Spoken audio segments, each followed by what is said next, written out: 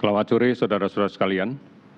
Pada kesempatan hari ini saya akan menyampaikan kembali update yang kita dapatkan dari kinerja selama 1 hari ini terkait dengan penanggulangan pandemi COVID-19.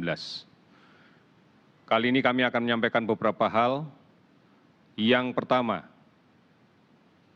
kami sangat berduka dengan masih adanya saudara-saudara kita yang terpaksa harus meninggal karena penyakit COVID-19 ini.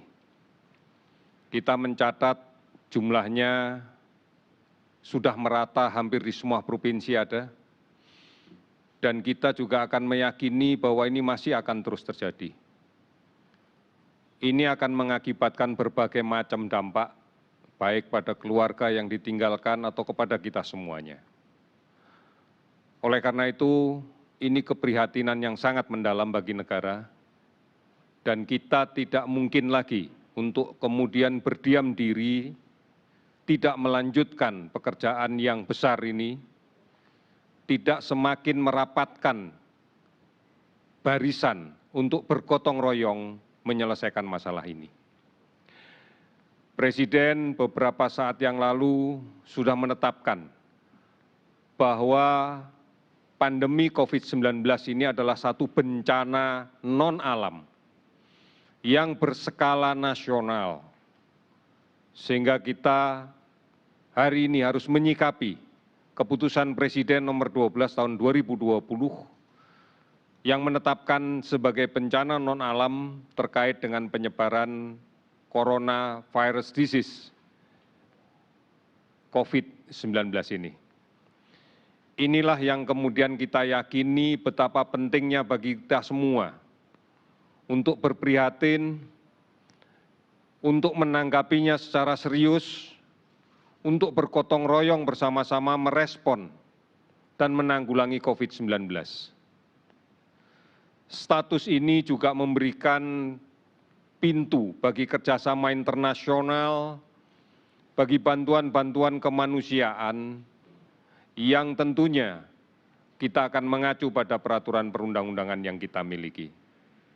Saudara, penanggulangan bencana nasional COVID-19 dikoordinasikan oleh Gugus Tugas Percepatan Penanganan COVID-19 yang sudah barang tentu akan mengedepankan sinergitas dengan seluruh kementerian, lembaga, pemerintah pusat, pemerintah daerah, agar bisa dalam satu irama yang sama, lebih efektif dan lebih efisien. Oleh karena itu, Gubernur, Bupati, Wali Kota akan memerankan sebagai Kepala Gugus Tugas Percepatan Penanggulangan COVID-19 di daerahnya masing-masing dan memiliki wewenang untuk menetapkan kebijakan di daerahnya masing-masing dengan tentunya memperhatikan kebijakan-kebijakan pusat.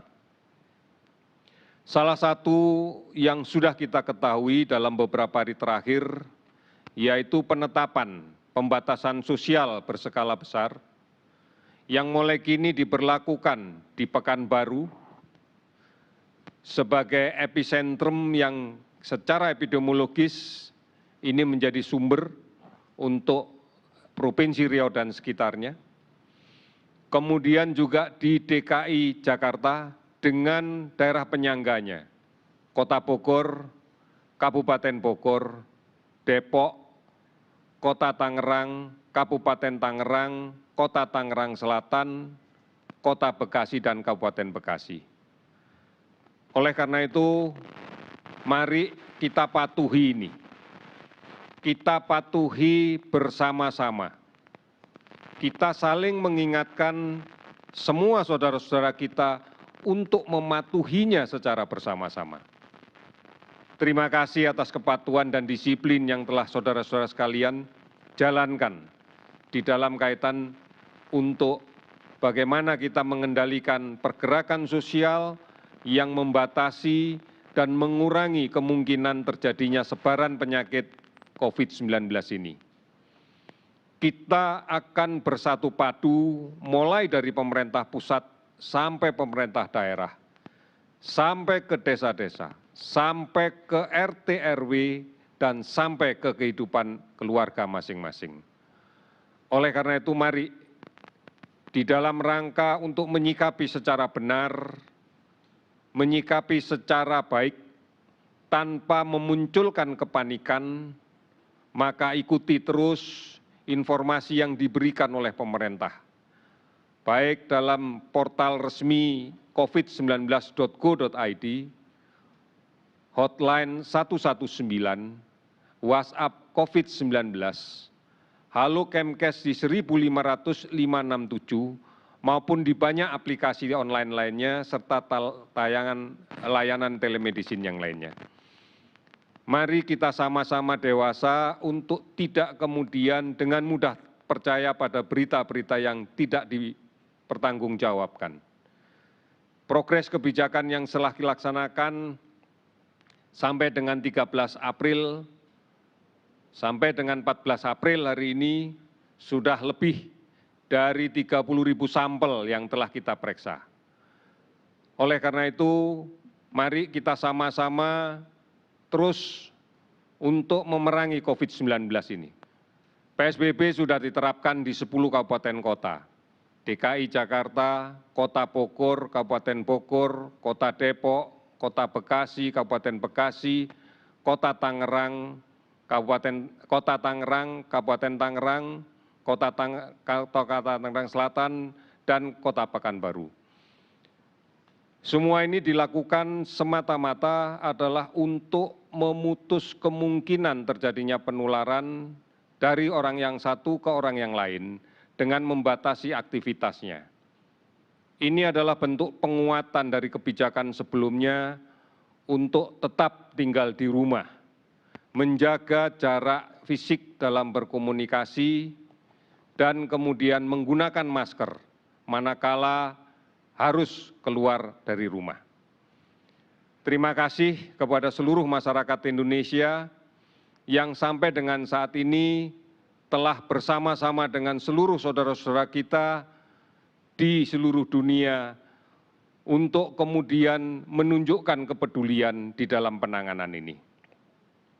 Pada hari ini, setelah ditetapkan sebagai satu bencana nasional, maka seluruh integrasi data yang kita bangun mulai dari desa, kecamatan, kabupaten, kota, provinsi, dan seterusnya sampai ke pusat, berada dalam satu sistem, berada dalam satu kendali data, berada dalam satu jaring data, sehingga seluruhnya bisa kita lihat dan kita bisa akses secara terbuka dan bisa dilihat secara lebih transparan.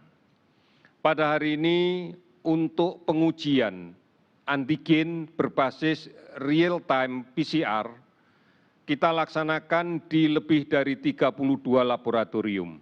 Beberapa laboratorium yang lainnya sedang kita tingkatkan kapasitasnya, baik dengan penambahan mesin atau menambah laboratorium baru, tentunya harus dilengkapi dengan peralatan yang standar.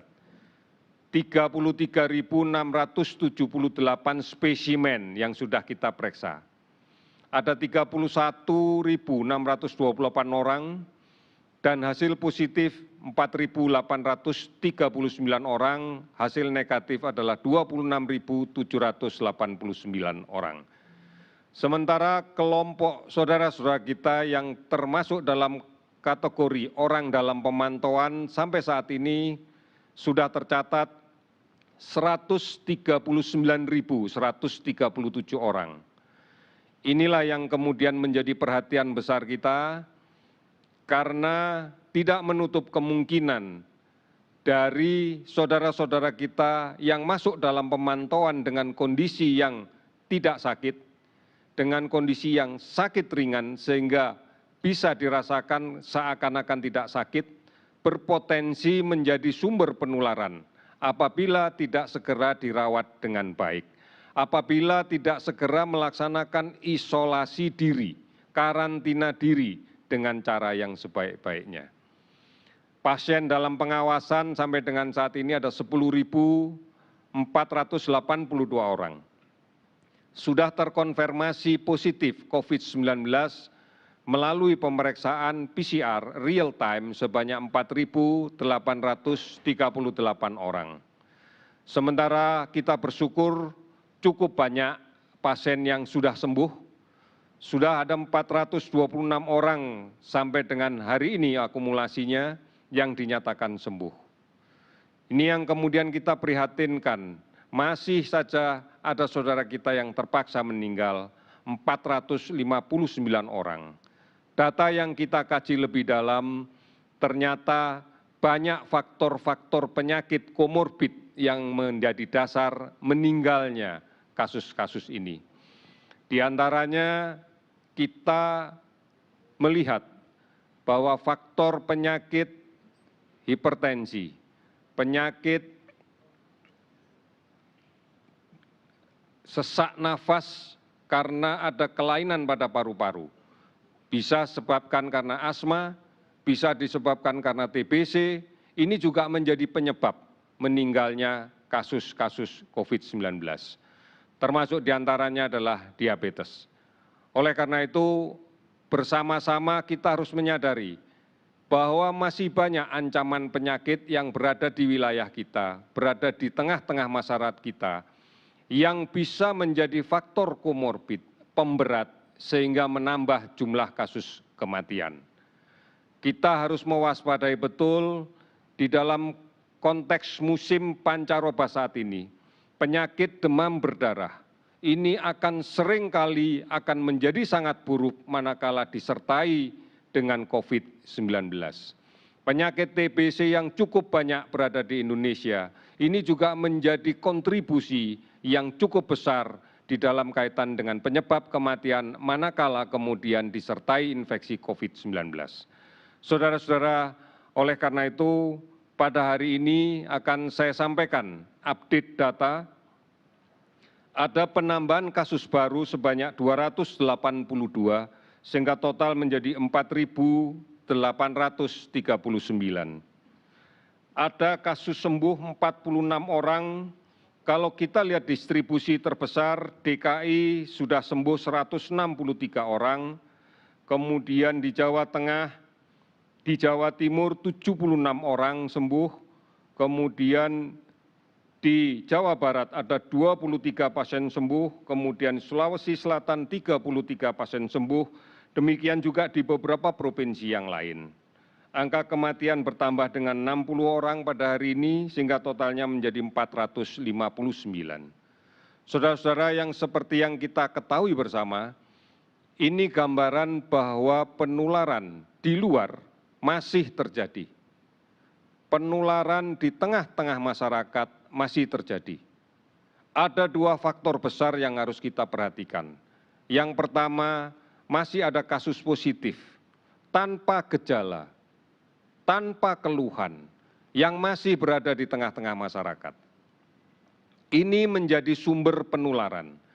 Kemudian yang kedua, masih adanya masyarakat yang rentan untuk tertular karena tidak mematuhi untuk disiplin tetap berada di rumah, tidak mematuhi menjaga jarak di dalam komunikasi dengan orang lain secara fisik. Kemudian tidak menggunakan masker, ini juga menjadi salah satu penyebab. Di samping kebiasaan mencuci tangan yang belum dilaksanakan dengan baik. Oleh karena itu, kembali lagi kami menghimbau, patuhi dan disiplinlah. Patuh dan disiplin cuci tangan pakai sabun dan air yang mengalir. Kita ingatkan semua keluarga kita ingatkan orang-orang yang kita kenal dengan baik, agar rutin melakukan kebiasaan mencuci tangan. Kita mulai dari setiap rumah di tempat kita. Kita mulai dengan tetangga-tetangga kita yang terdekat. Kita mulai di tingkat RT, RW, dan seterusnya. Insya Allah dengan cara ini maka gerakan mencuci tangan akan menjadi budaya yang baik untuk kita. Kemudian patuh dan disiplin pakai masker.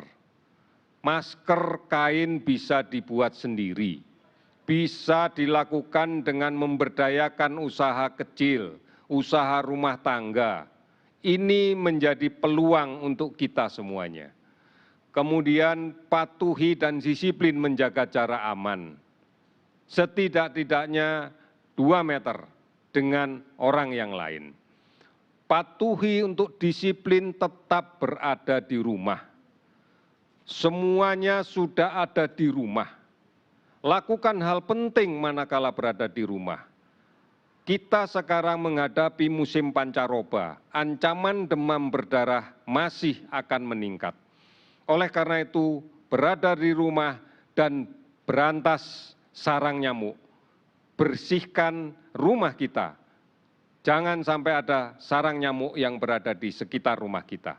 Ini kegiatan yang bisa kita lakukan selama berada di rumah. Oleh karena itu, tidak bepergian adalah kebijakan yang paling bagus untuk tetap berada di rumah. Tidak bepergian kemanapun, baik ke rumah saudara, apalagi ke desa. Karena kita tahu saudara-saudara kita, orang tua kita di desa adalah kelompok-kelompok yang rentan, yang apabila terinfeksi penyakit ini akan mengalami perburukan yang cepat dan kemudian akan berakibat fatal. Sekali lagi, mari kita lawan COVID dengan meningkatkan imunitas kita. Makanlah yang bergizi, sabar, tenang, istirahat yang cukup dan teratur, tidak panik, dan munculkan perasaan yang gembira. Jaga jarak, pakai masker, jangan sentuh mata, hidung, mulut sebelum mencuci tangan menggunakan sabun dan air yang mengalir sampai bersih. Mari bergotong royong dan bersatu. Lawan COVID dari pusat sampai ke desa, sampai ke RT RW, sampai ke rumah tangga kita. Gugus tugas sudah bekerja 1 bulan demi memastikan kita untuk bisa secara bersinergi, bahu-membahu, sistematis memenangkan peperangan kita melawan COVID-19 bersama-sama seluruh kekuatan bangsa kita. Yakinlah Tuhan yang Maha Kuasa pasti akan melindungi kita dan pasti kita bisa mengatasinya. Terima kasih, selamat sore.